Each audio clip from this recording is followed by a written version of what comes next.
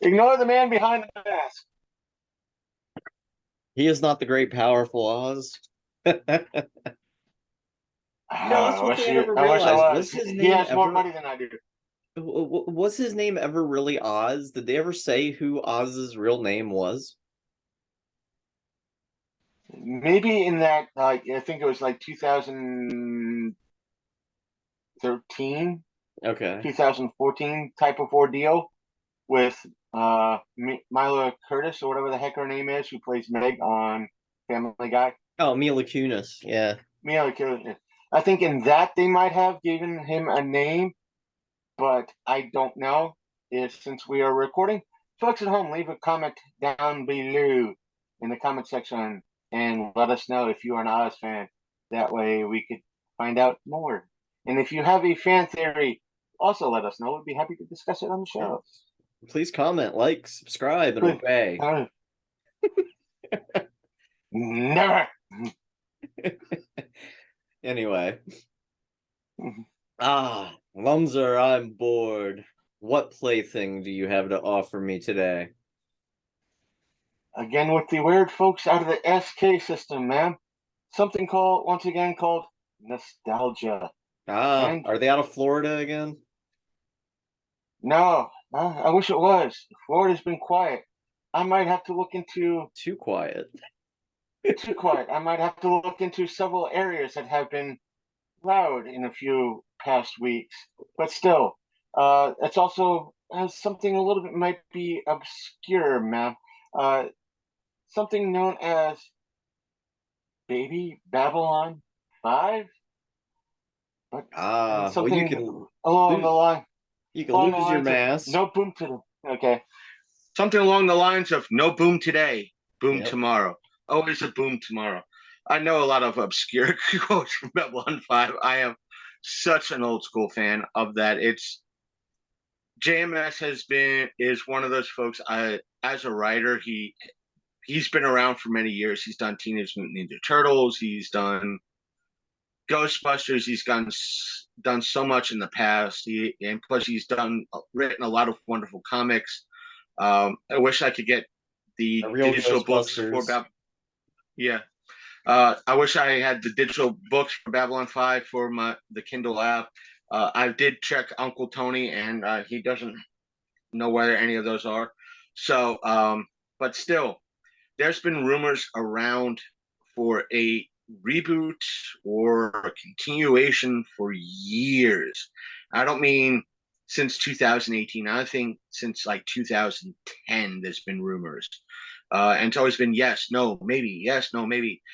Uh, but in the past, I want to say 2 to 3 weeks, there has been several uh, several news bits of news coming out. One of which is as per a TV series that was supposed to be secured by the CW. That's no go because the CW currently released their fall schedule, and Babylon 5 as a series has not popped up. So a lot of speculation in regards to what's going on is still up in the air. But right now, CW is nothing. And so far as in regards to that, Arrowverse is gone. So is Superman and Lois. The Winchesters and Supernatural verse is gone. All that, and even the Powerpuff Girls is out of development. But with Babylon 5, one thing that it has been kind of confirmed is a animated movie, and or at least one of several animated movies that are coming out recently or will be coming out hopefully soon. Or I should say that are in the works at least. Where they'll be dropping, whether it be Paramount, HBO, CW. I haven't HBO. seen HBO. I haven't seen word as of yet. But and folks, what you see, because we are recording this, I'm just getting my notes because I want the cast list. What several fans, if you're a Babylon 5 fan, you're going to say, what's going to happen? Several cat. If you haven't seen the article, some of you might be asking, several of their OG cast has sadly passed away. Mm-hmm. And who's going to make up for those losses? I'll say this. They only some of the folks I don't know that has one name that I recognize that I am proud to see as a member of this list, but there are returning cast members. Before I get into the cast, I know it's a little bit of ADHD for me, but from what folks have been saying that are working on this, both cast members and JMS himself, is that these movies are going to kind of fill in holes in the series. They're going to be kind of additions. They're going to be separate stories, but they're going to fill in holes. Meaning, like if between seasons 3 and 4 there were 6 months, this is going to fill in a few holes or fill in a couple of gaps that fans might not know. But in regards to the voice actors for the animated series movies, Bruce Boxleitner is going to return as John Sheridan. Claudia Christensen will return as Susan Ivanova. Peter Jurasik is going to be returning as Londo Mollari. Bill Mumy is going to return as Lanier. Tracy Sawkins as Elizabeth Lockley. That's and Moomy, Patricia by Tallman. the way. What? Bill Moomy. Boomy. To him, so sorry, do not send me to the cornfield. Folks of you who got that reference, good for you. We're just into the planet with the carrot rebellion. I was going Twilight Zone. I was going Lost in Space. both valid references. And Patricia Tallman as Lita Alexandra. But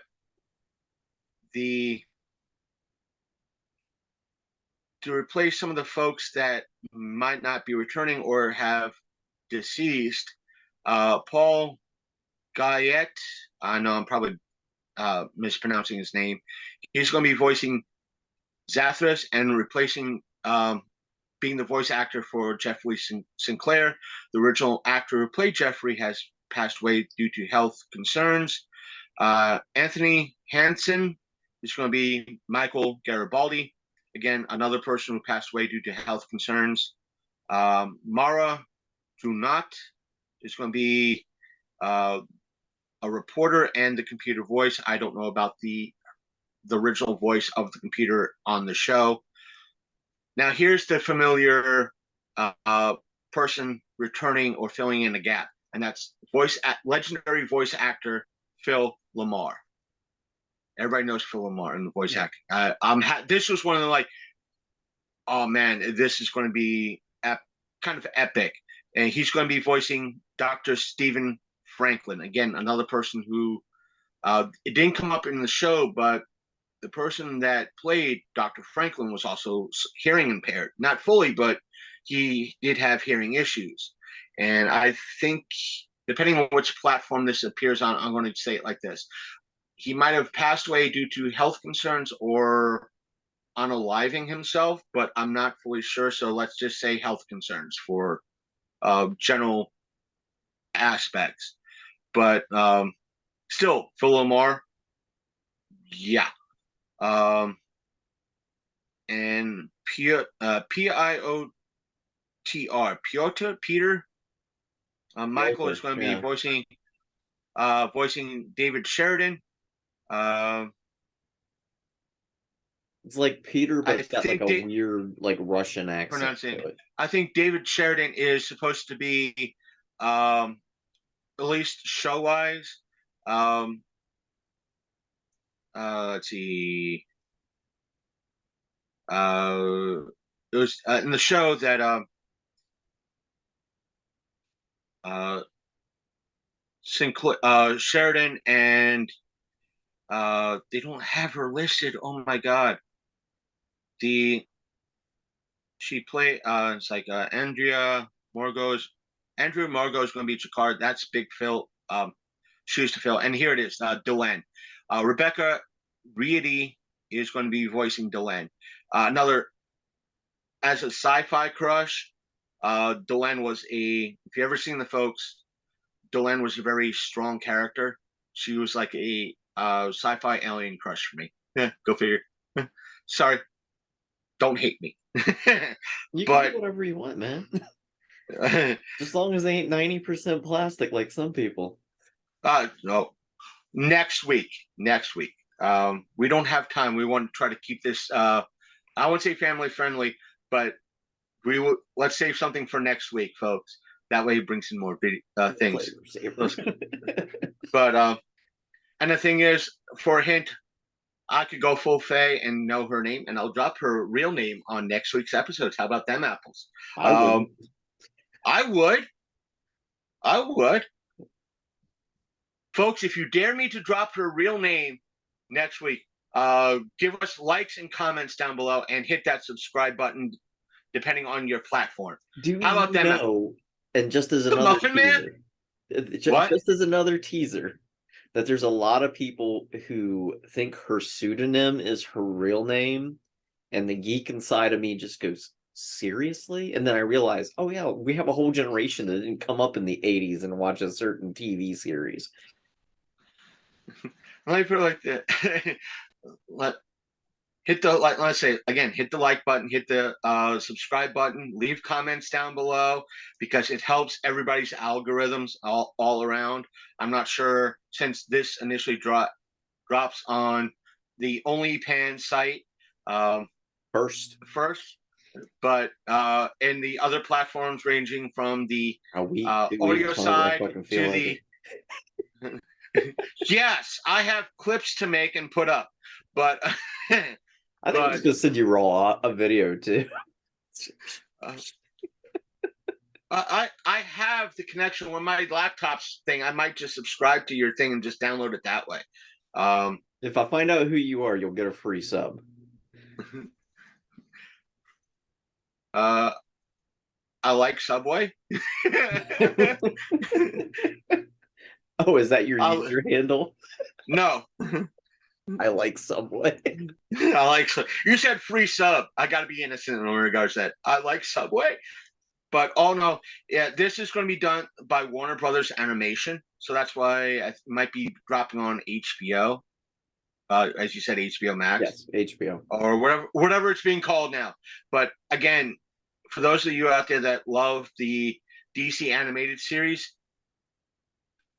yeah.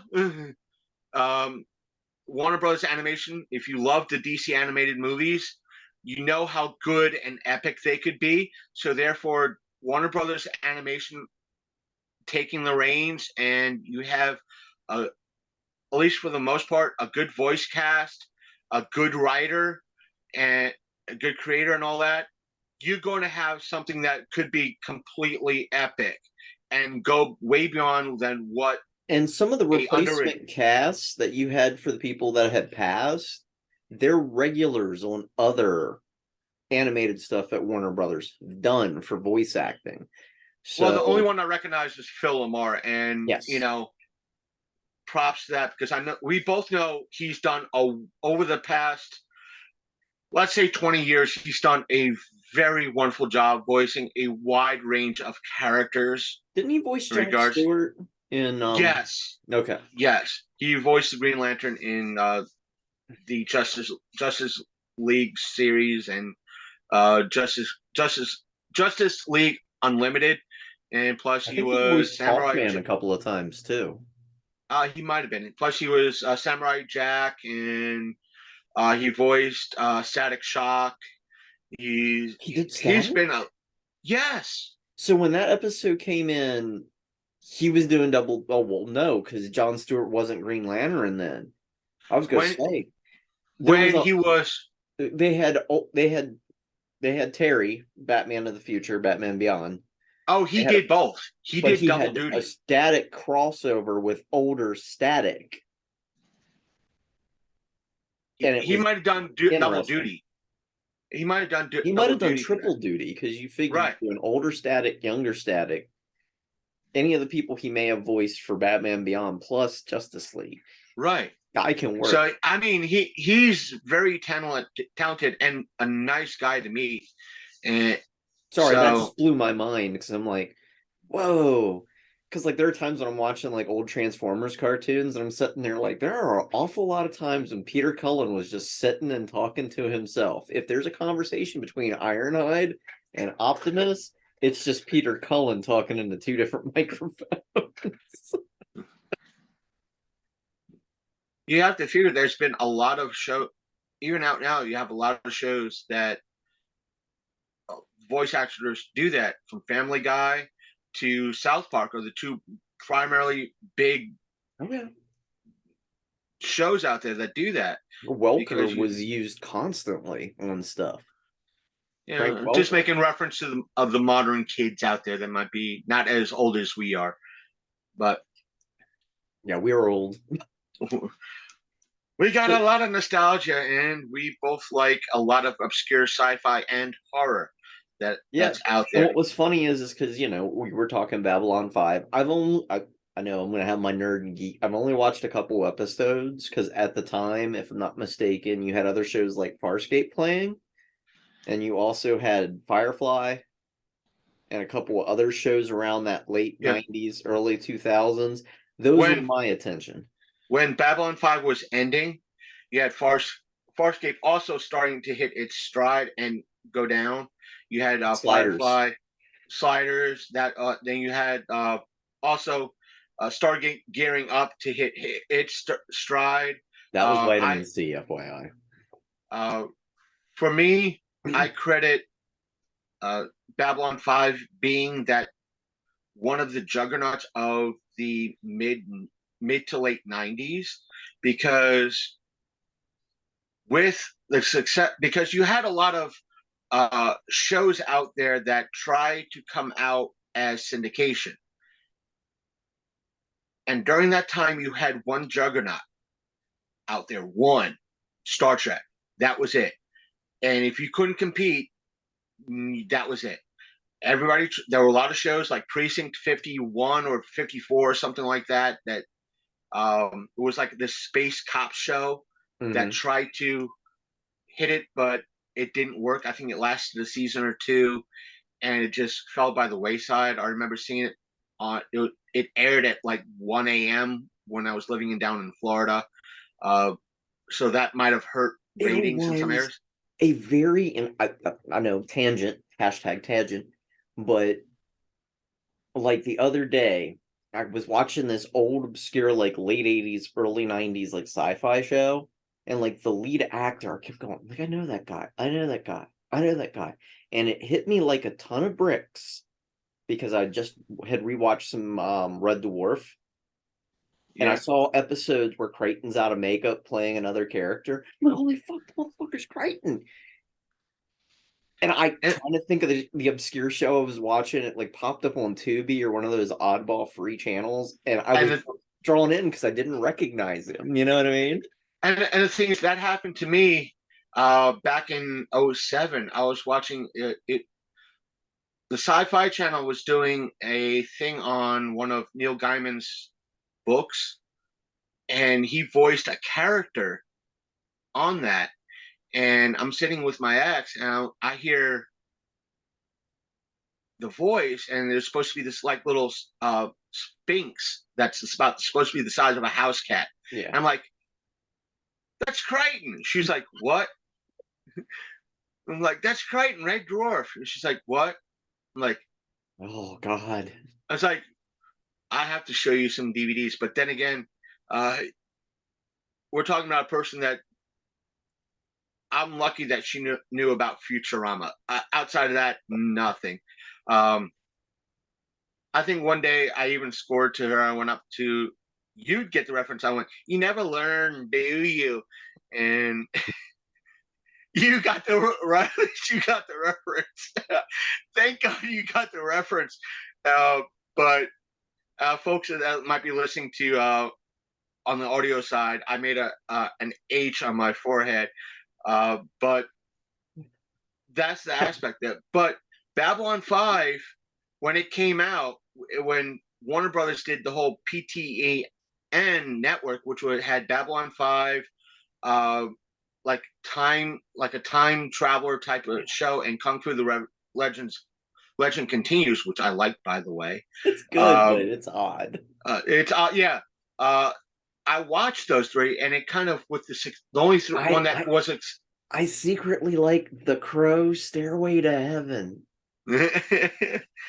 But Babylon 5 was the success, and it kind of made that crack in the armor that was Star Trek. And from there, you also had starting to gain popularity was Hercules, the legendary, legend continues with Bruce Campbell. And with that, the TV movies being with the TV movies being a success, led to the series Hercules: The Legend Continues, which led to Xena coming out as a success, which led to Buffy coming out as a kind of a success, and Charmed coming out. So you had a lot of these successful shows come out in syndication before they went to quite possibly network TV. Mm-hmm. I say that because Babylon 5 ended up in TNT. I think Charmed went on the WB for a little while. And then it became the CW, and God knows what became the CW. But that's my point. You had these were fan favorites for 4 years, 7 years, consecutively. And were they cheesy? Yeah, they were. Babylon 5 was kind of ahead of its time with effects and storytelling. Hercules and Xena were just cheese fest, but fans loved it. So was probably Charmed. So was, it led to kind of a new I won't say a new renaissance, but it led to a whole new aspect on how that Star Trek was no longer the powerhouse in the syndicated TV show aspect. There were now options for everybody to get into. So, and not to mention, it kind of gave a little bit of success to Farscape and stuff being on Farscape, Stargate Atlantis, and stuff that was airing on the Sci-Fi Channel, but Sci-Fi Channel kind of screwed the fans a lot. But that's a whole nother rant for another day. But see, with the whole Babylon 5 thing, because I kept hearing rumblings about it, and it's weird because this is how obscure I get. When I saw J. Michael Straczynski's name popping up all over the place, I was like, oh my God, are we finally getting a continuation of Jason the Wheeled Warriors? Yes, please. And if you don't know what Jason the Wheeled Warriors is, please check out one of the shows I was involved with previously, known as The Tourist of Terror Presents the Saturday Morning Serial Killers. If you have no clue who Jace or Wheeled Warrior is, you may have vague recollections of the toys, but the characters in the show really had nothing to do with the toys, and J. Michael Straczynski just went wild with whatever he wanted. And so you'll get these little guys in little orange jumpers with all the toys. Yeah, they're not the main characters. And you get the little brain guys that fit inside the brain vehicles, but they're not the main bad guys.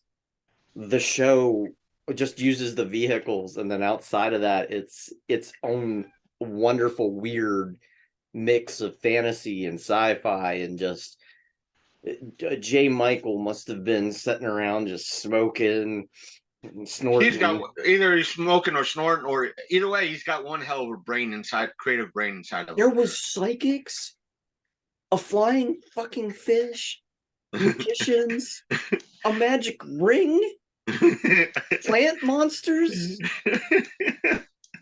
and none of that was in the toy line. None of it. It's like, Jay, what the hell were you taking, Jay? What the hell were you taking? Well, did you have a bunch of scripts ready and you just screw it, I'm just going to add the vehicles and that's all I need? It's like, dude, what the hell are you smoking? What the hell is this? I don't know what it is, but I'm watching it. Yeah, if you get a chance, watch it and then look up the commercials for the old toys for the Wheeled Warriors. They weren't even called Jace, because I bet a lot of kids will, who the fuck is Jace? What's this guy that, oh, okay, the vehicles are there, and there, but who are the rest of these people? What's going on? Probably back in the 80s, or when it was airing, if I did watch it, I'd be like, I don't care, I want one. But it's great. The show had some brilliant writing. You had a missing dad and a magical ring, and just and crazy sci-fi and stop and swap vehicles with interchangeable parts. It was wild. It was a different No, time to we be alive. did. Yeah, we didn't care as kids. We just wanted cereal and Saturday morning cartoons. Exactly. So, But and to kind of, anyways, anyway, what's pause. next on the docket? We're gonna pause. What's next on the docket? Pause. All right.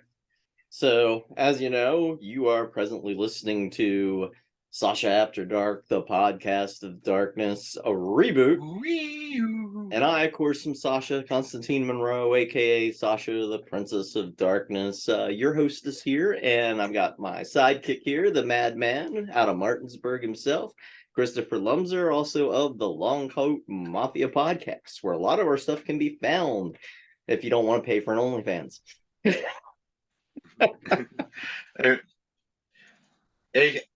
That's right. I am Chris, aka the Martinsburg Madman, aka the Reverend Godfather of the Longcoat Mafia podcast. So we are found on So what's the whole YouTube. Stavros thing about? Because I know a guy named Stavros. Stavros? Yeah, like your one email. When we log in this stuff, is it Starvos? I have no clue. You have to look at it. I'll send you stuff later. It just confuses the hell out of me because I'm like, where did Starvos come from? Oh, that's one of the things that if you look up GoFundMe, folks, I have a GoFundMe right now to help offset costs of a new laptop and some new equipment. If I get pretty much the goal I'm asking, I could get a brand new computer and some extras for my end of things, and help transfer stuff from my old computer to the new computer. But if it goes beyond that, it helps offset other costs, or depending on how much over it gets, I might get let's say best case scenario, $1,300 total. I'll get a pawn shop find, and I'll have a laptop to go. That way, if I go on events to cover like a 4-state or what have you, I have a laptop in my bag to go. But what Sasha is talking about, if you Google GoFundMe, Salvos is one of it's like an ad. They pay to be that top ad. No. Since you and I share certain passwords and emails and logons, your one account, Voodoo, has Starvos in the beginning of it. Starvos? I'll send it to you later. I think it's part of your email or your one email that for your login. I know for my Voodoo, it's my other Gmail. Yeah, and it's the roster Rev Chris. Maybe that's what you. Yeah. My eyes catch on the very tail end of it. Maybe that's what you were picking up. And folks, quick fun history in regards to that email. It came from somebody on Xbox Live party. I was playing like Call of Duty or something like that, or Halo. This is, I want to say over 15 years ago. And I don't know what the guy was smoking, taking, or whatever. He's like, "Oh, you sound like you're a Rastafarian. You sound like you're from Jamaica." I'm like, okay, whatever.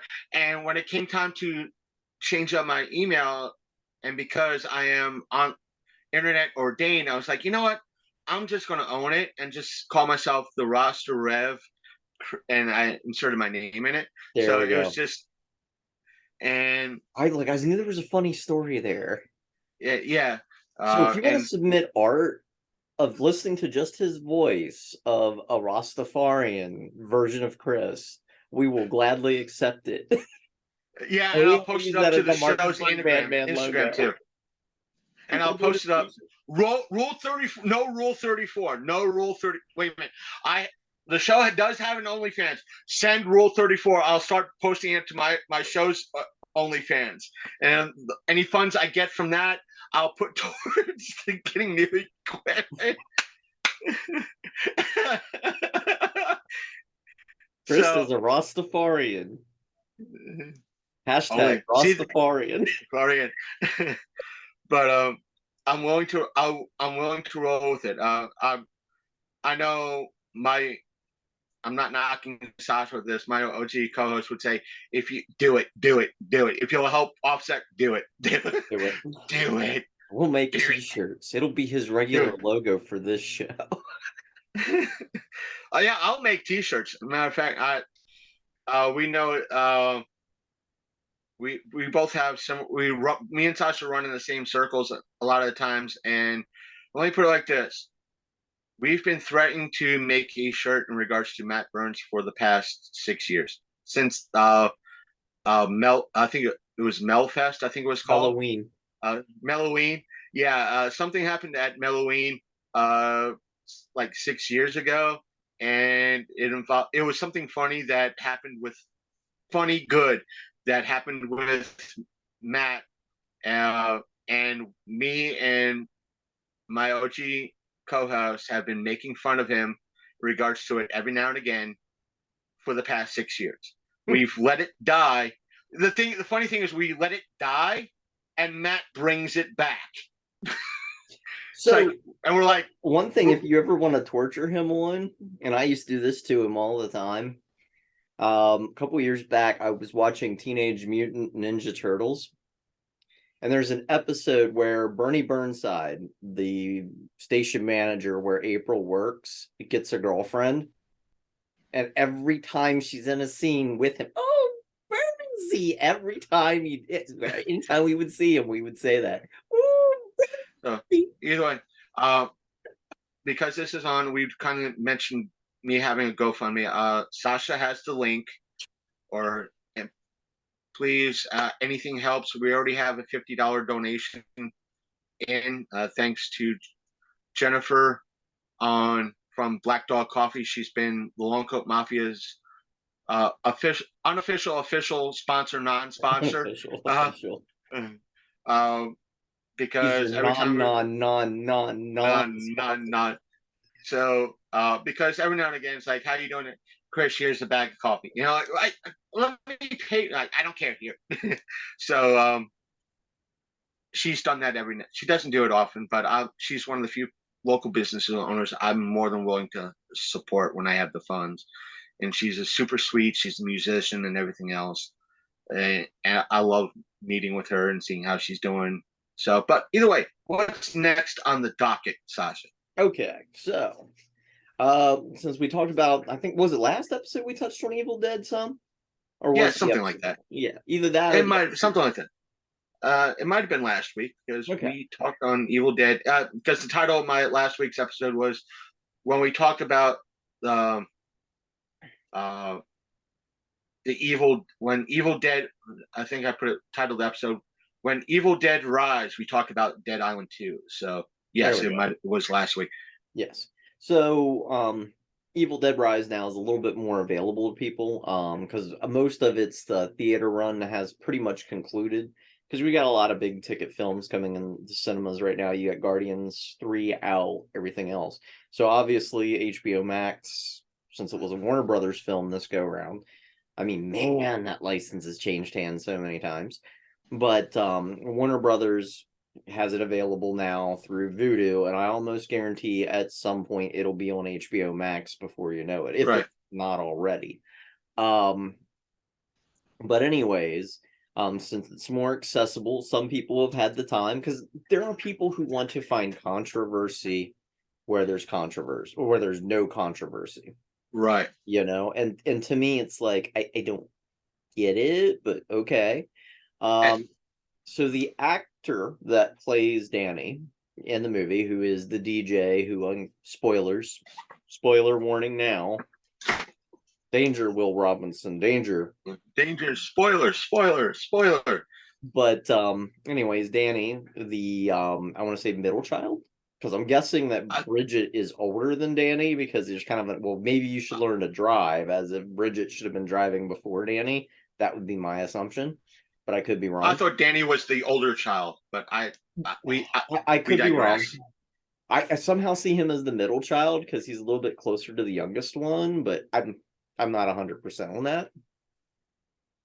But regardless, anyways, Danny, he's a DJ. The earthquake happens, the parking garage opens up, and there's a hidden vault in there. He's the one that finds the records and the book. The records, and Necronomicon, or Necronomicon, yeah, I'm pushing on volume Necronomicon 1 of 3. 103, and from there hilarity ensues. Yes, and basically he's kind of the one that causes everything to go to pot, and no, he doesn't survive. And the fact that the character might be trans is never mentioned, or is it Right, and that's the thing. It's like that's, and the thing is, that's what this happened when I told you that was like 3 days ago, something like that, 3 days ago, that it came across my desk, my feed, prior to it hitting Sasha's feed, and whereas News in correlation, ran an article about it recently, and I'm like, oh well, that's nice, but it's them being it's like one of the things. central. Well, but what I'm trying to say is, it wasn't like back in December when Hellraiser came out. You're the one that told me that the person playing the priestess was trans as well, Jamie Clayton, and this was just like the reverse. Like, yeah, I'm hearing all this controversy right now about Evil Dead Rise, and you were like, I think you were like, what's happening now? I'm like, well, apparently one of the role people playing one of the characters in it was trans. Yeah, it was and Danny. And to me, it was like, I didn't know, I didn't realize. My opinion, like, it wasn't brought up. It wasn't like it was shoved down everybody's throat. Yeah. It wasn't, essential. It just, there. But and the as I like to call them, the anti-woke people that are out there, even though the people that they call woke never use the phrase woke unless we're talking about them. But it's not, has it's latched not onto like this. Depending on, this is where again me and Sasha might separate ways for a lot of times, and where this is one of those prime examples where we're on the same page a lot of time, and where we could also go be on separate ends of the spectrum a lot of times, where I'm not completely like, you shouldn't be trans and being part of the movie. I'm not that type of motherfucker. Right. And but I get where a lot of people were saying, oh, well, this trans character's in their teens and it's supporting medical transition during the teen. Well, the actor isn't in their teens, first and foremost. Secondly, they don't do treatment like that until you're 18. You sometimes can get blockers, and they've been proven not to cause any harm. But the problem of it is again, there's a panel of doctors, a panel of therapists, a panel of psychologists. And the thing is, if this character, let's say the character in this movie is 17, yeah, at driving, which is in a lot of states 16, 17, the minimum 16, like 16, 17 in most states anyway. There is nothing stopping a person who might have been born a uterus carrying woman, AFAB to be short, and wanting to transition to a man, and vice versa. Yes, there's nothing wrong with that. And when they become a legal adult, start taking the medicine and all that. But then again, you have, each state might be different. If you can be seen as a consenting adult at 16 per se. I'm not a lawyer. I do not play one on TV. Right. So therefore, there could be some leniencies if there where an age of consent is. So again, not a lawyer. I don't pretend to be one. But again, if someone, I'll play one on TV. But if someone wants at 17 is feeling uncomfortable with themselves internally, or if they are a born at birth woman and they feel like a male, and at 17 they want to identify and dress and so forth and so on as that, again, I see nothing wrong with that. Right. So But if in somebody's this, assigned again, female at birth, birth, AFAB, just to be simple. And the thing of it is at the end of the day, the movie doesn't it talk about any of that, doesn't cover that. right, and just like with the Hellraiser movie, it didn't uh like say, "Hey, look at me, I'm trans," or Right. "Hey, we're shoving this down." There Where is an that Easter egg if you dig. It's there. Um, I encourage everybody to watch it. I'm not going to dig it up here, but do dig. Hence, I want more views on that because I want a sequel. But there is an Easter egg in Hellraiser. There's nothing like that in Evil Dead Rise. Not only that, but Evil Dead Rise is an R-rated movie, and it's a hard R. You know, right, it's so hard, even but pirates are afraid of it. Sasha knows what I'm talking about. It's like it's not really present. It's not pushed like with Evil Dead Rise. It's not present or really pushed. It's not really a central point to the movie. Yes, there in Hellraiser, even in my review, there's like yes, where I saw it. If it's the same Easter egg that Sasha's trying to point out, there's an audio bit in. If not audio, it's when they show the diary in Hellraiser. Um, it's either audio or in the diary in It's in the Hellraiser. It diary. says it could take the priest or priestess can take any form, Oh no, the and diary goes I into a little bit more explicit detail. I, One of the I have to go boons back that and the watch. present priestess was I that I they wanted to be female. It's I once. might have missed that explain, but I saw that it could take any form, be any form, Right. and I saw that as a when I saw that on screen when I watched it, I saw it as a way of them explaining going from Doug Bradley to this new person. Right. And that's how I saw it. And I saw that's a one and in my head, in my I think I said in my review, that's a wonderful way of acknowledging Doug Bradley and transitioning to this whole thing with the priestess. And that way they're taking nothing away from the at least the Original. first Two. original films and having this. And again, the woman that played the priestess in Hellraiser had, again, big shoes to fill with Doug Have Bradley. you seen Sense8? It's a series No, on Netflix. Jamie Clayton is a central character in that.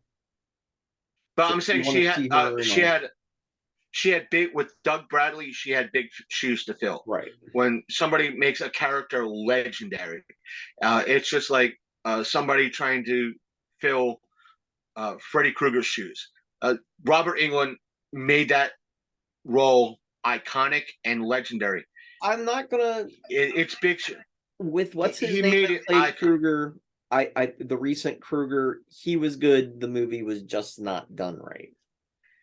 I'm just saying, Robert Englund made the character larger than life. Right. It's kind of hard to feel when somebody makes a character larger than life. It's a hard big shoes to fill, and hard to come out of Hard that sell. shadow. And the actress that played the priestess did a bang up job filling those shoes. Did she come out of that big shadow? Uh, I want to say maybe not, but she did come fill that shadow. She made that role her Right. own, and I But was with proud of that. And Evil Dead Rise, there is no Easter egg like that. They don't go into the detail that Danny is or isn't trans. They don't go right, into what treatment either the actor or Danny may have been because met it with. wasn't necessary to the plot. And it's not like Danny's shirt got ripped open and we saw bindings. Right, So it's like get over it. It's not essential to the plot. Big whoop. And it's an R-rated movie, so how is it encouraging kids? I mean, if your kids right. are watching R-rated movies, let's have a whole other discussion. You know what I Now mean? that's the thing. That's the thing. I saw a post on granted Twitter. I'm trying to get back into Twitter, but someone saying that he's he runs a horror streaming like a horror podcast straight up, and he tends to curse a lot. I think the person behind it is a he. If I'm wrong, I'm wrong. But he was stating that someone posted a comment on one of his videos, said the video came up and they were watching the video with their child, and why did he have to say a curse word? My child was present. And he was like, his reply was, one, I'm a horror podcast. There's going to be cursing. It's not made for kids. Mm-hmm. So at your own, pretty much at your own risk. And my reply to him was, I get you and understand. But then again, when I was 10 years old, 11 years old, I was watching a horror. I was watching Evil Dead. I was watching DC. It wasn't so much DC Cab is not a horror movie, but it's R rated, and pretty much there was cursing throughout the movie, and it's one of the only roles that you see Mr. T himself cursing up a storm. So it's still, I was watching R-rated movies when I was like 10, 11 years old. So right, but it was yeah. the 80s. Our RPG-13 was hard. So no, our PG was hard. Case in point. What was Sheena? Full Frontal. watch Wizards. Full Frontal PG film. Watch the animated film Wizards. I have that on Vudu. I gotta watch it. But PG-13, and it's like, and it goes all out. It's like, what the hell? But anyways, to me, it's like R-rated movie. It's not central to the plot. You guys are trying to make a mountain out of a molehill. And if the person's trans, they're binding it anyways, so there's no molehill present. Get over it. Right. And this is one of the times that me and Sasha are on the same page and all. It's like that. And Sasha kind of knows how I can get sometimes a little bit. I could almost approach the conservative side of things, and that's where both me and Sasha disagree sometimes, and though we never disagree, we talk it out. We talk, but we respect each other's viewpoints a lot of times, and it's just, to each their own. And it's this one times that we agree. It's like it's not there. It's not, even if it was, it came out in the movie, that depending on how the context of it was in the film, I might have issues with it, but overall, I might say, it just felt out of place. But overall, it was still a good movie. Even this, finding it out now after the fact, like, my opinion of the movie still stands. It had no part of the film. It didn't affect the film. I enjoyed myself, and still, of course, there's a chainsaw in it. I 17,000 gallons of blood. If your children are watching this movie and they're under the age of a certain age and they don't have your permission to do it, you need to recheck your parenting. Again, I stated before and I'll say it again. I was watching horror movies. I didn't really get them, but I understood one factor when I was 13 years old, going through puberty. Horror movies had tits. And that's why when my movie gets made, it's going to be blood-covered killer tits. With teeth. And that's going to be my whole aspect. How'd you die? Slasher was woman and she was naked. Okay, I'm cis. All right, I'm good. I'm sorry. I'm sorry. So you're the guy in Leprechaun 2 who thinks he sees tits and walks into those lawnmower blades. Yeah, that would be my dumb ass. Get ready to get motorboated. I was going to motorboat some tits, but I was under a hallucination spell and I didn't realize it was double bladed lawnmower. Wouldn't you've caught like the reverb from your voice a little bit though? Like, man, I'm starting to sound like Darth Vader the closer I get. You'd think, but it would have to be a good. By the way, I work my current 9 to 5. I teach folks how to toss axes, and when they get the axes in the handle, I'm like, listen, do not bring in the fae. They're like, what? Leprechauns, elves, gnomes, fairy. that sort of thing. And by the way, speaking of leprechauns, we don't want them in this bar. They drink too much. They try to make deals. There were at least seven movies made about the trouble leprechauns can bring. Two One of of them which was space. occurred in Two the of them hood, were in the hood. and one was in space.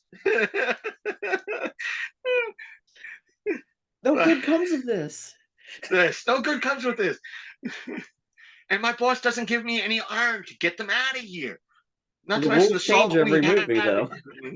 though. Worked last time, won't work this time. Anyway, but yes, let it go. Anyway, It's nothing. let it go. It's a good movie. Go watch it. And if you can't deal with that, go cry about your Bud Light and let the rest of us enjoy beer movies and stuff. Okay. All right. That's it. Hold it. I hope that's not Bud Light in a sippy bottle. That would be hilarious. That's another post I saw up on Twitter because they showed someplace selling it for like $4. It was like $3.50, $4 with tax. And though I'll put it like this, though I may understand why some folks are boycotting Bud Light, I said understand. I doesn't mean I'm supporting it. It was one can. One can. Some of the folks that I heard, some ultra right conservatives have took it way too far. Some of the concerns I heard that were maybe closer to the center, were saying that because the person's audience was majority of kids, is why they went up in arms. I think they need that's to again. That's what I because that's what I was hearing.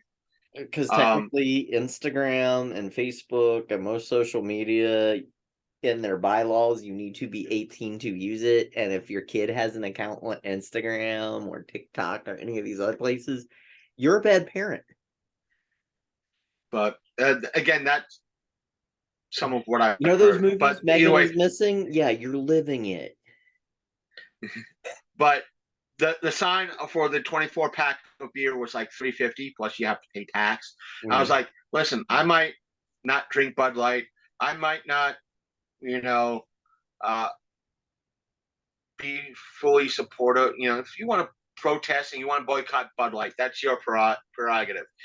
But you know what? $4. If I'm po. I'm broke most of the time. $4 for a 24-pack of beer that will last me about 6 months. I'm buying that.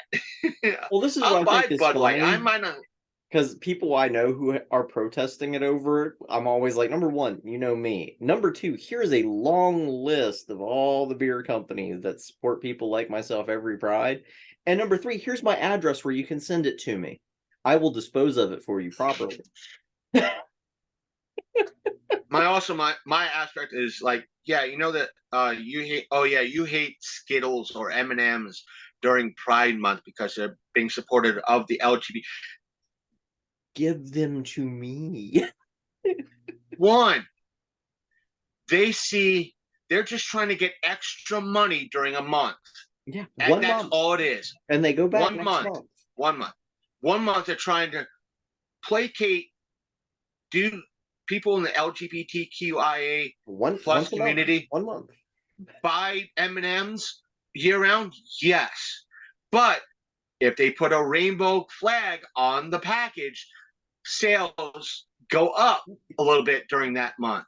But you want to know as well, I could also turn around and turn to someone like Sasha and say, guess what? They're not doing on their accounts in the Middle East or in China or in Russia where they're not LGBTQIA being that they're not doing it. So that's why every June, it's a money grab. I don't know if you've noticed or not, but I'll take certain evil corporations like the Umbrella Corporation or Wayland Yutani or Skynet, and I will throw it up in rainbow colors. Engine. But either way, pretty much what I'm doing, drinking in here right now is off-brand Mountain Dew. So Diet Mountain Dew. But yes, just let it go. Evil Dead Rise is a great movie. Just enjoy it. look at all the blood. If the trans person bothers you that much, they die about what, well into an hour into the film. Right. Get over it. But Yeah. anyway, speaking of horror movies, you did see Scream 7, right? Yes, I did. Okay. Yes, I did. It overall it was decent. Did I kind of see it coming? Eh, maybe, maybe not. When I But saw that the roommate, the actress's name that is the one roommate, the what did she call herself? was Sexually she the liberated or was something? Because they refer to her as kind of a slut, and she's like, "I'm the sex cop's positive." daughter? Yeah, I'm Sex sex the positive. cop's daughter? Was Well, that's the in real cop's life, daughter? they're actually father and daughter, and Wow, I that to didn't know me that. was clue one. And I was like, well, we have a father and daughter here. This is going to be a family affair, ain't it? Now, it threw me when they said that she was dead. And then I was like, yeah, but I didn't see a body come out in a sheet. And not only that, he's a cop.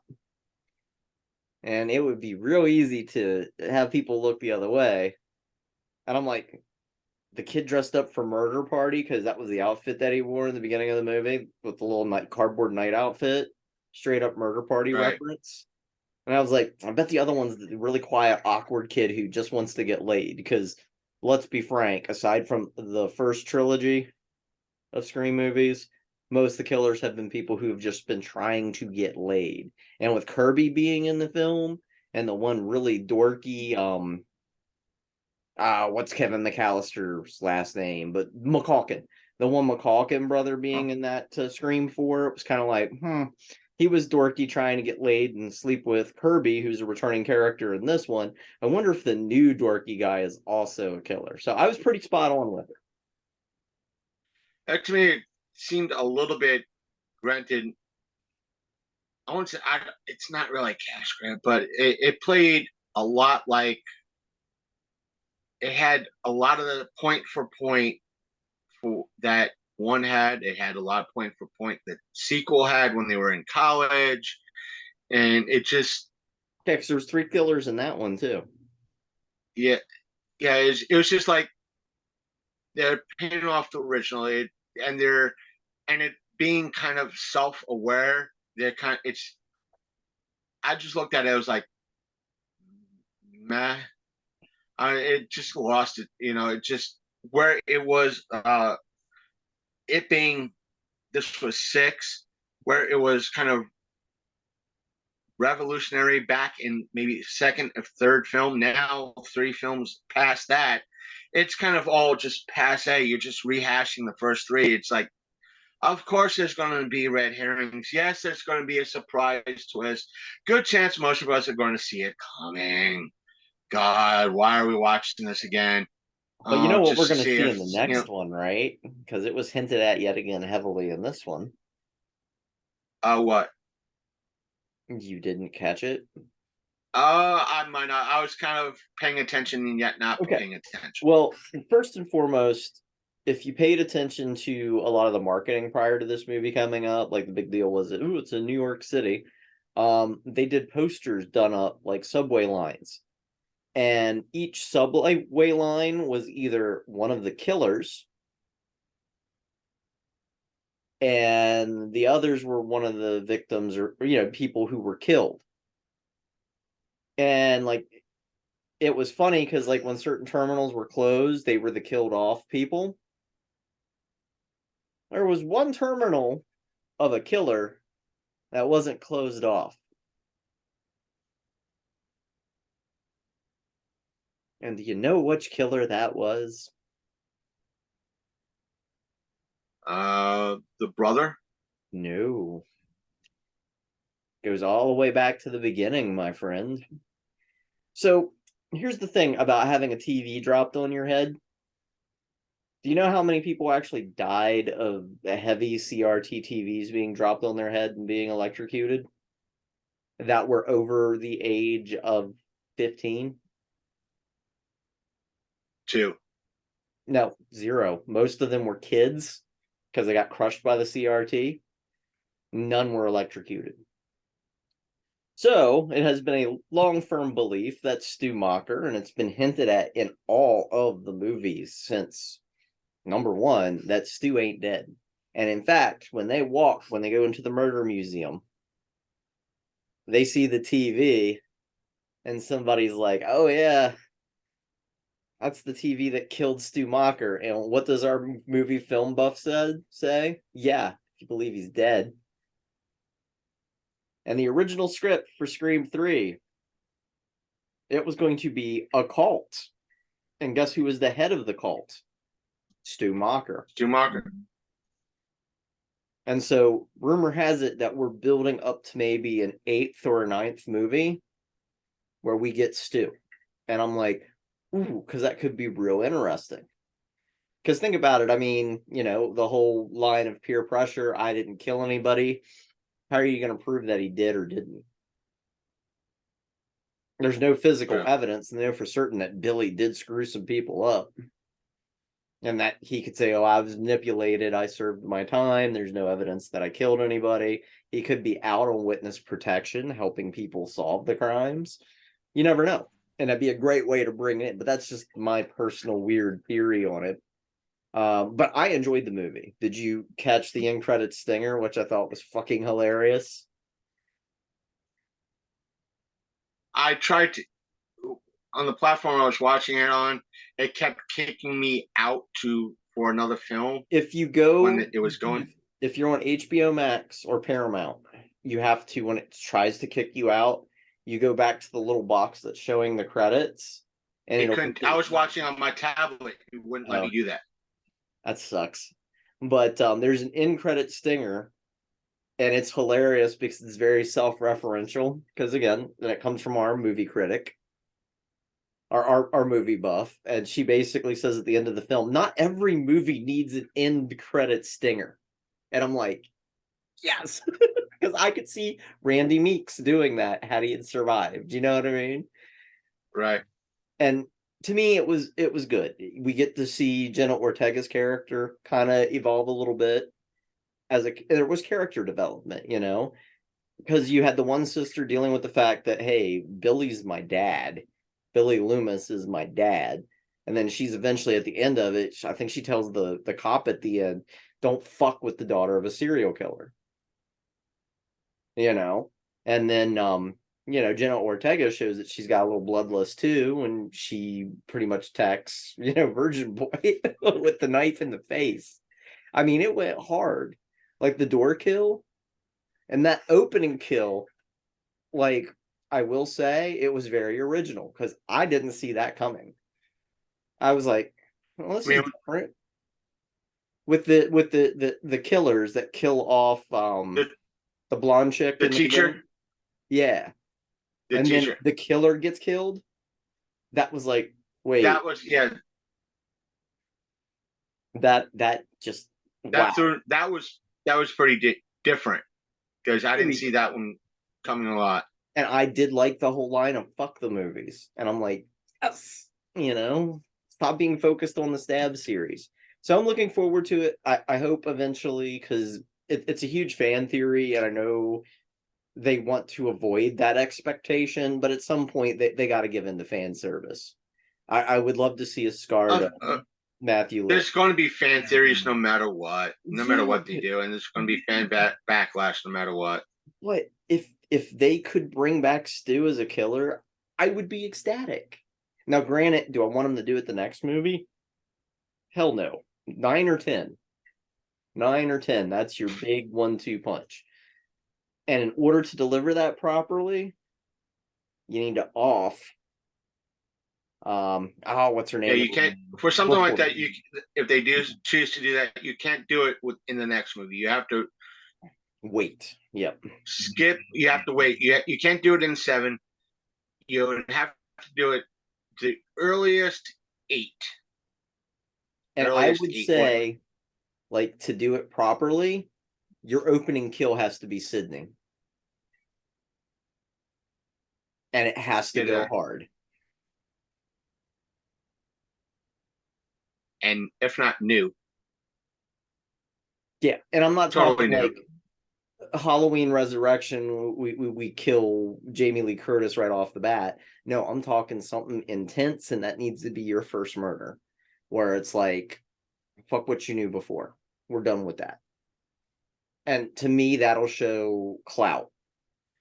Because hell, if she does show up in the next movie, because Nev Campbell did get offered by, I think it was like Kohl's or one of them other major department stores, or like they literally said to Dimension or New Line or whoever puts out the Scream films, I guess Paramount, was like, hey, we will pay Nev's salary, whatever she wants to be in the next movie, as long as there's a scene with her school shopping at Kohl's with her kids.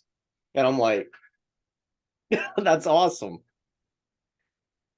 It's like, how can you not turn that down, work it in somehow? Coming Right. out of Coles, or having Coles in the background or something like that doesn't, you know Exactly. I think that would be rad. And to me, it would be screwed up to kill her in front of her kids.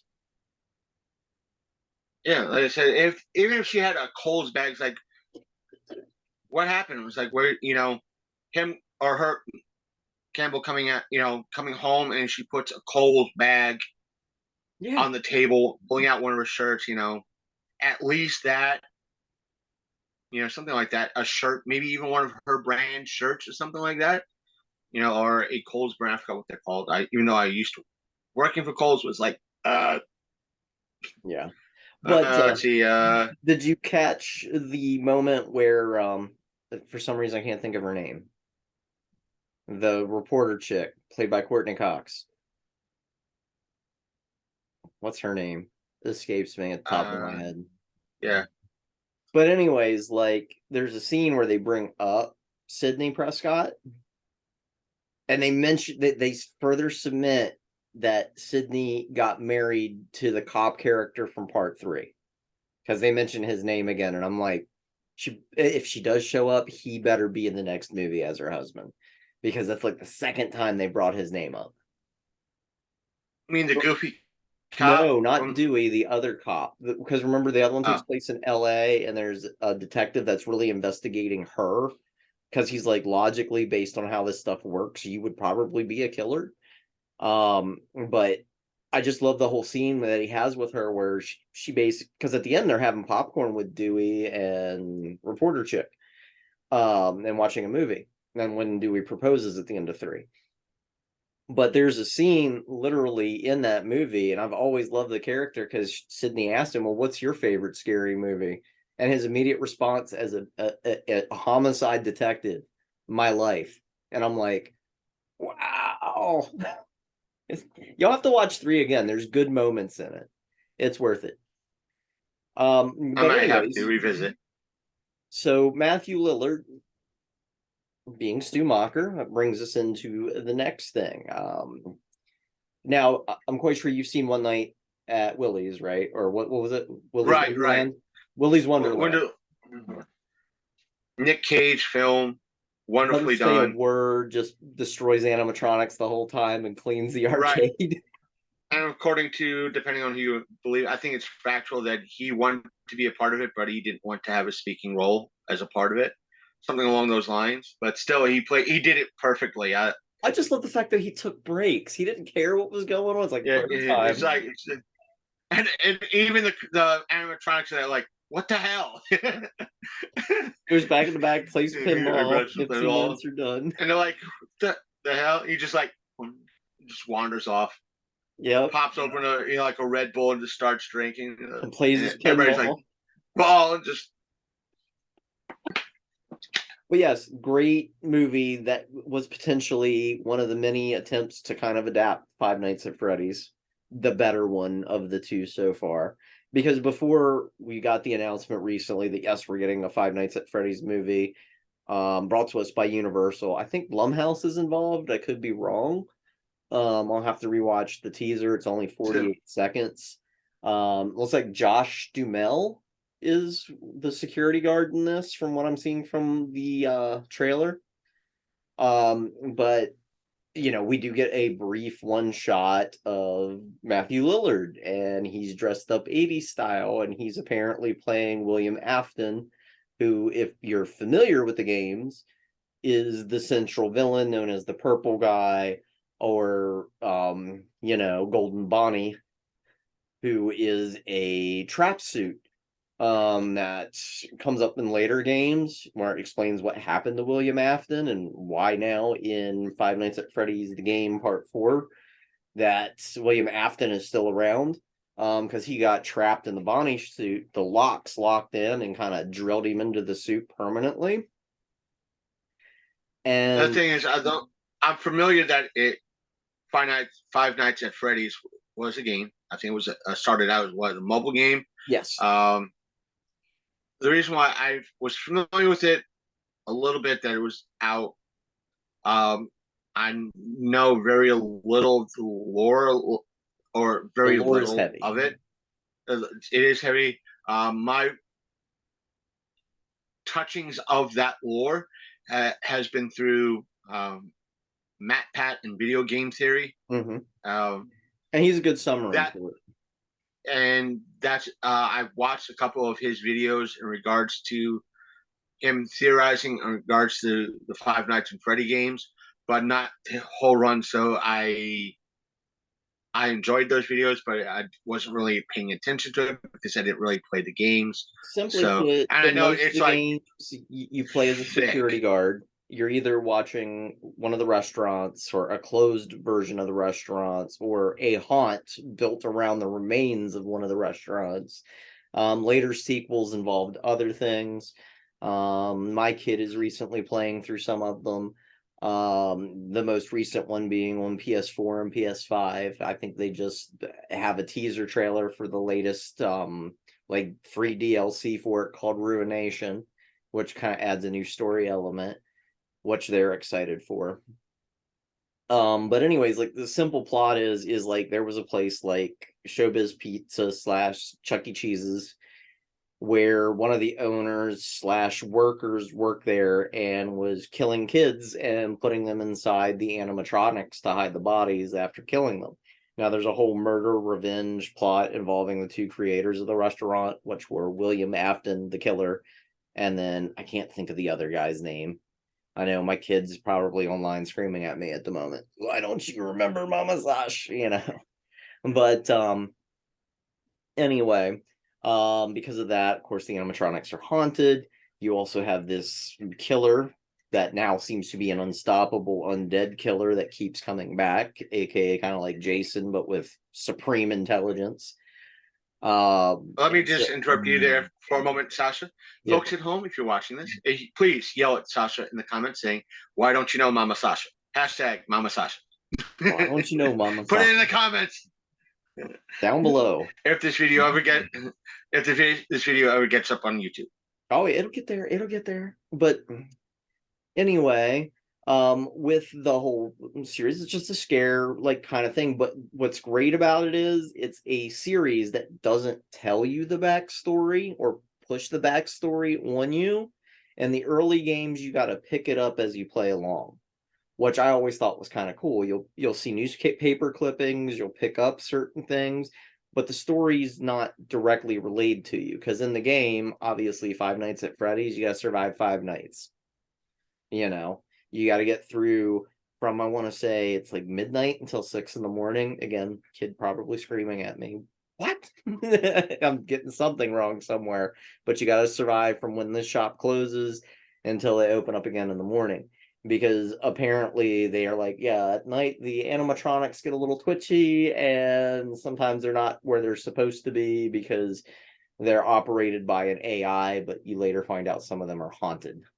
And it's a very complex plot. Basically Chris said it best. Matt Pat from Game Theory really gets into detail on it. So if you get a chance, you've got a long watch list. Yeah. Though personally, I would say when it comes to Matt Pat, watch, of course, the most terrifying video he's ever done on Legend of Zelda's Hookshot. I always thought that one was fun. Because yes, it would kill He, you. he has a lot of good videos out. I think he really recently sold one of his channels. I'm not sure to who, but that's probably a different discussion for a different time. But still, Matt Pat's one of the bigger YouTubers out there. He's got like a half dozen channels out there. He's got food theory, style theory, movie movie theory, game theory, food theory, style theory, and maybe one or two others or something like that. Yes, Has a lot of stuff. But he got his start in gaming, and he helped a lot of other like theorists that are out there. Like my favorite, a guy named Austin. I feel terrible. I can't think of his channel name, but most of his videos are titled "The Science of," and most of them "The Science of Fallout," because he likes to focus on right. Fallout. Like for example, like he did one on laser weapons, and he starts every video with that like dramatic like don't and he's typing up a letter. He's like, "Dear Bethesda, hi, it's me I think I've again, seen that. I think I've seen some of Austin, his videos. and your laser I think weapons make no goddamn fucking sense." and I like his videos. I like there's another person I subscribe to. He does a lot of things scientifically as well. He's always like in it's obviously green screen. He's like in a bunker. He'll explain why certain things, how the science of warp drive, science of volcanoes, and how it affect how science sci-fi gets it right, wrong, so forth and so on. It's very entertaining. I got to pull it up, and it's there are many YouTubers out there that kind of do a lot of the same thing, and they're very entertaining. And The one I'm talking educational. about used to be and educational.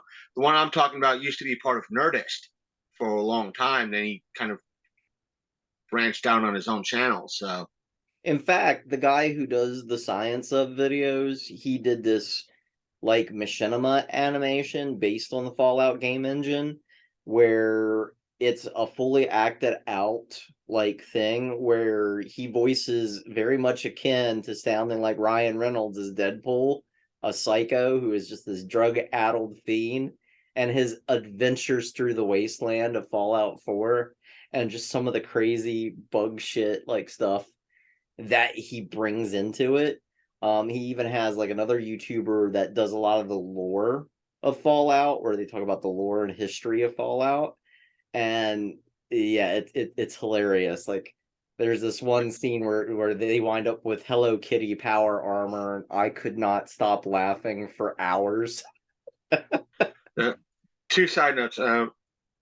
One is like the one I was talking about. He did the science behind silver Mm-hmm. because at the time that one came out, it was like 2020, and The Witcher first season of The Witcher came out, and he was talking about how the reason why silver could have been used came into mythology as a way to kill or unalive, depending which platform you want to go on. Where neither me or Sasha make any money off this stuff anyway, but the reason why silver was used for getting rid of vampires, werewolves, and so forth and so on is Antibacterial. because it's antibacterial.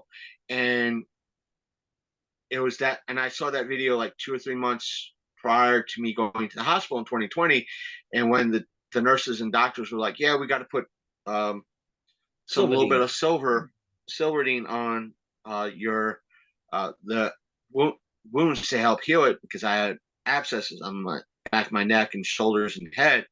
And they said, you know why silverdine we use that? I said, yeah, I watched a YouTube video explaining that in regards to why The Witcher has a silver sword and the origins of that legend. They're like, what how do you know? It's like, well, they explained that because silver has antibacterial properties to it, therefore they incorporated it into legends and so forth and so on. That's when I was like, hey, yeah, cool, Like colloidal antibacterial. silver or colloidal, but it's basically like a liquid type of silver, not mercury. Don't go Right. drinking mercury, that'll kill you. But colloidal silver, you can actually ingest it. And there are people who have implemented into their diet so much that they have turned blue. Like they have been permanently dyed blue from having that much silver in their system. let us. I'm sure Sasha can agree with me in regards to that. If you choose to go that route, please consult your general practitioner, your general physician, because there is that chance of, if you take certain vitamins and minerals, you can Damage literally yourself. overdose Yep. and damage yourself. The two vitamins you can kind of sort of overdose on is B and C, because your body easily processes those two vitamins directly out of your system. Beyond that, if you take too much A, K, or other supplements, you can easily overdose. Or you If can you go turn too blue. far And if over, you're not or you under could like turn 3 or 4 feet high, blue is not a good look. But for the most part, if you're the kind of person that takes a 1 a day vitamin, you're You're not fine. gonna you're not gonna overdose. But it's one of those things. It doesn't hurt, but it doesn't help either. But either way, see your medical professional in regards to it. And if you do things that way, follow the recommendations. And So if we your don't want we spouse is taking too many prenatal vitamins, that's your fault. You're the one who gave her the parasite with your sexually transmitted disease. werewolfism. You know, there is a movie where you can catch that through sexual transmission. uh, yeah, I know. That's why I made the reference. Ginger snaps, the I things you learn. the watching movies is things you learn, and that at that point when I watched it, I was like, well, if lycanthropy, in essence, werewolfism, can be considered a sexually transmitted disease, So is now vampirism. can vampirism be considered? Yes, because there's And fluid some exchange. it it depends. And one of the folks I talked to, like, well, it depends. When was the last time they actually drank blood? Because if they're literally dry and haven't drunk anything for a while, then in essence, they're not going to, they could possibly, whether or not they're able to get aroused may depend on if they fed recently No. and had intake to kind of, but again, it all depends on which side of the lore you want to And talk also, about. if we dip into sterogies, and that's a whole other conversation. Read the strain. Sometimes, sometimes the actual lore for a lot of stuff is weird and fascinating too. Yeah, culture. It's interesting. Culture. But anyways, like Five Nights at Freddy's. I mean, being a child of the '80s, having gone to places like Chuck E. Cheese, animatronics were a big deal. Yeah, Yeah, I having love. seen the trailer, having it be in that '80s style Mhm. and feel, The it, employee it education video. right, and it made me intrigued to want to see the FNAF film, Hmm. and to kind of give folks at home out there a little bit of context. The reason why we got the Willy's Wonderland and we And got the banana Banana splits. Splits, uh, and amongst a few others, is because they were trying to get FNAF made, and Well, somehow it wasn't so much that. It's a little bit more complicated because Scott Cawthon, it's just ever since it took off, he's been very protective about what and how the movie's done. Now, one thing I like about Universal and Blumhouse is they respect creators. And so with Scott saying, look, my fans are going to want this to look and feel a certain way, and if it don't, they're not going to see it. And every studio he went to and every studio that optioned it, like if he wasn't happy, he let them know I can pull this at any point. And so you had a ton of studios that had a ton of pre-production work done, especially on the faux animatronics, like Warner Brothers with Banana Splits. They had a ton of stuff already done. And now Scott's like, I'm not happy. I don't like what you changed in the script. I don't know what you're doing here with these effects. I'm out. And I'm taking my rights with me. And he kept that option. And so finally to see this, because they announced the movie in 2015, it's been 8 years since as basically. long as my show has been around. Yes. So It been basically been pushing for the last 8 years. In fact, the Comic-Con you and I were at, one of the artists that was there, Saproxy, they actually were famous for doing a lot of FNAF art. And that's why they were at the con, because they were getting a lot of internet interest for the art that they were doing, even though their very backwards a-hole mom tried to steal the show from them the whole time. But that's a whole other story and separate mess we can get on some other time. And yes, the idiots I have to deal with. But anyway, What was the convention that this person was at? Was it this past year's? no, Waynesboro, they're at the skating rink. Oh, at the skating rink. Oh, that The far very back. first time we met. Okay. I didn't know, but that's why I was making clarification, because as the folks at home that been watching or listening regularly know that the past 2 weeks have been a little bit stressful for me, in regards to getting to events and trying to do content and all that. Yeah, So a little bit it's been like stressful for me, distracting. but I'm starting to heal. So But it's been like, well, in that case, I should have. When you said it's like, did I miss somebody in this year's fourth date? I should have no. been speaking. So, but a little bit of self plugging, if I may, Sasha. Folks at home, if you're listening to this, stay tuned over the next. Since June is our official kind of quasi birthday month, even though our first official release of the Long Coat Mafia podcast was like June 11th. I tend to celebrate in June going into July. I might be starting to toss up some bonus episodes in regards to celebrating that birthday month. So stay tuned for a lot of that. I might include our first episode that we had with Sasha in that, because our audio episodes, whether it be Apple Podcasts, Google Podcasts, or Spotify, they only go back 90 episodes. So a lot of our older content dating back from 2015, 2016 is not listed on those platforms. Though you could go to Podbean and listen, and using either going to the website or using the Podbean app, but which you're more than welcome to do. I'd rather have that variety for all our listeners out there, no matter what Since their we're platform. speaking of the listeners, I just want to humbly apologize to them and you. It's been kind of a hectic week for me as well, with the e-bike accident.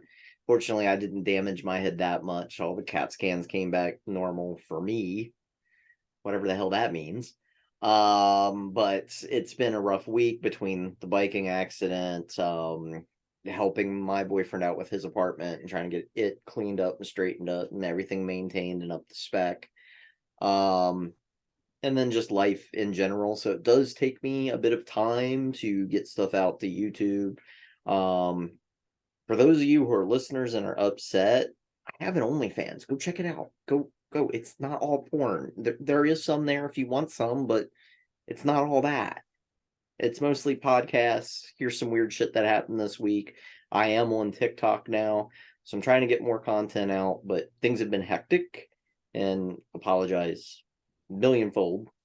But more content will be out on YouTube, but you get more content if you go to my OnlyFans. And I'm not begging for money or anything, but I have this habit of enjoying to eat on occasion, and this helps. And it also helps out with production of the show, and also helps me get the movie running along at some point, because I'm going to be filming some scenes in Carlisle next weekend.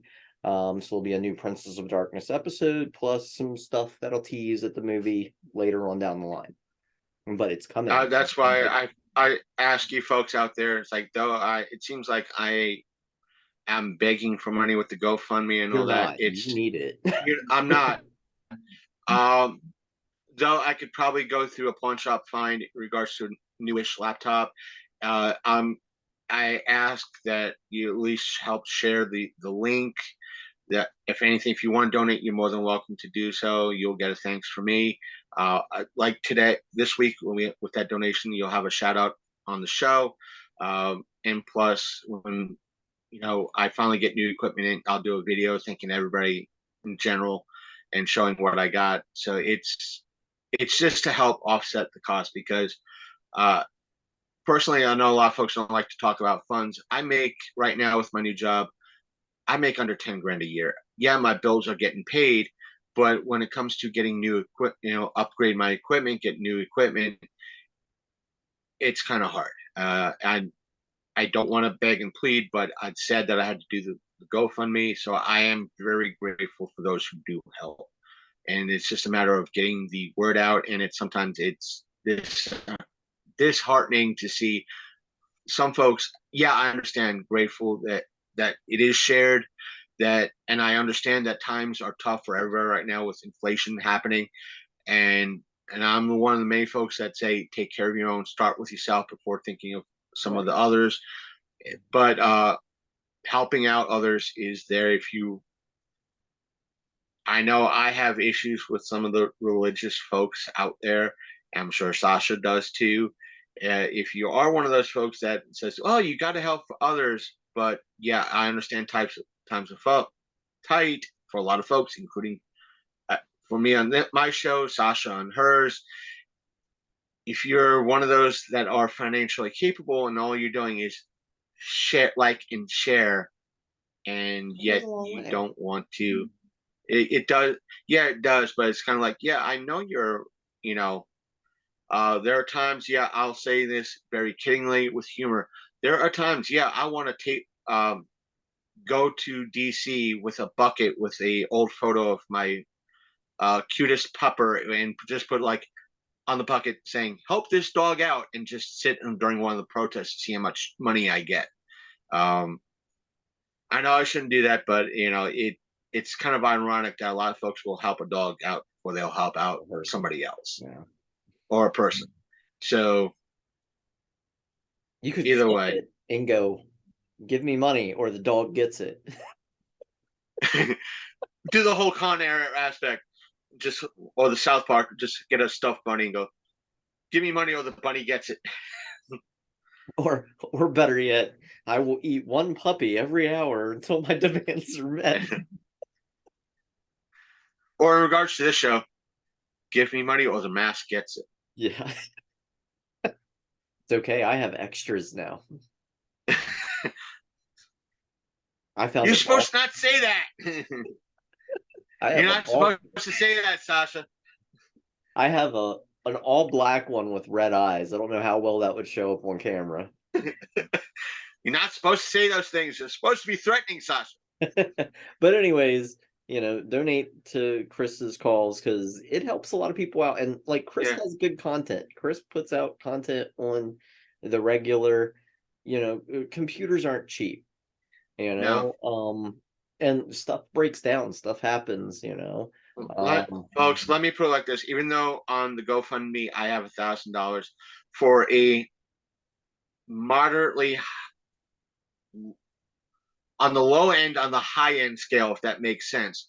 Meaning, if I went to Walmart and got the highest performing computer that they had in stock, according to them, laptop wise, because I don't have the room in my place to have a desktop, I have to have a laptop. That costs at minimum $600. Right. And yes, if I got a low end version, that means it's going to go due to updates and everything else. That lasts 2 years. That means in 2 more years, I'm going to have to get a new one. But even those are $300. And even a cheap high-end tablet won't help because they run on basically either the Android platform or Apple's platform, and a lot of the programs that you can use on a computer you can't use on a phone or on I would have to get the Microsoft tablet, and that runs $400. Yep, at least. Apple's tablet, iPad, that runs close to $800.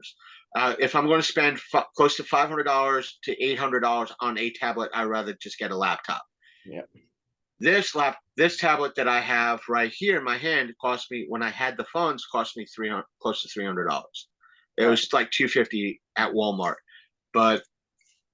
and I'd rather keep a tablet for tablet, and it's kind of hard to edit a lot of videos on tablets or edit audio on a tablet. I don't want to do that. I like using. No, it's not fun because a laptop. And the apps to use for those suck because you usually have to pay for them. And on a PC or a laptop, you can get them for free because they're operating on Windows cheap. I have in essence Microsoft's Movie Maker, and I've spent like $10 for it, and it has a lot of options I need. I'm not doing anything crazy. I know one YouTuber that I don't know if he still does it because he's on the go a lot of times. He edits a lot of his footage on his iPhone, right, because he's able to have iMovie on his iPhone and it's free that way. How he's able to do that, I don't know, because I have an iPod that I'm able to download that stuff with, and I'm like, how is he able to do this? I pinch thing. It's no, give me my laptop. I'll do it on my damn laptop. right. So, But anyways, donate if you can. We both sound like we want to see the new FNAF movie. I hope it's good. now, Anything else you want to throw how out much there? time we got left? How much time we got up? Not much, like 10, 15 minutes. Let's use it because I know you want to talk a little bit about our origins. Let's actually just save that for another episode. Yeah, all right. I was just wondering, A teaser, and we may have a guest next episode. Hint, hint, yeah, wink, I got to wink. work on that because I guess we could talk about that. Because thanks to Sasha, I have a new kind of way to entertain myself. And one of the things that was big on Twitter and trending was Mutilator 2. And on before I even started my show, I got at a failed horror convention way back in 2008. I got to meet the cast, the lead actor and actress, the special effects supervisor, and the writer, director, and producer of the original Mutilator at that show. And I got a poster, I got the celluloid trailer, and all that. I was the only one in attendance. And seeing that Mutilator 2 has been made, I followed them, I spoke to them, and hopefully, if things work out, maybe have them as a guest on our show. No, please, no guarantees, Sasha. No I'll guarantees. have to see. We'll do a teaser. But we'll do a teaser just in case. But I'll DM them, see if they're willing to be on a tiny podcast and YouTube video aspect of things. And My see. audience has waited 5 years for a Princess of Darkness movie. They may have to wait a couple more years. They're a pretty patient lot. So we'll see what happens, and hopefully we'll get somebody on in regards to it. And let me just say this: when I shared the photo of having that trailer, of that celluloid trailer, and the original box, production company box with the working title on the side, I got a gift comment like shock, like jaw drop, and their response was like, "Oh my god, how the hell did you get this?" I was like, "Yeah, failed con, like Right almost place, right time.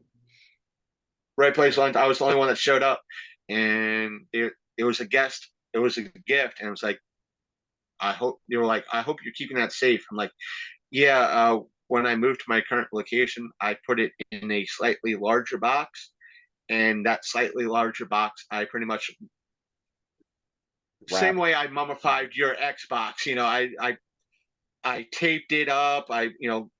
First it was electrical tape, then it was shipping tape, then it was duct tape, and it's as waterproofed as it's going to get. I might actually go into my storage and get some when I get extra funds, get some of the rubberized spray that you see that spray it with liquid rubber so it stays waterproof and airtight, and it's not going to see the light of day ever.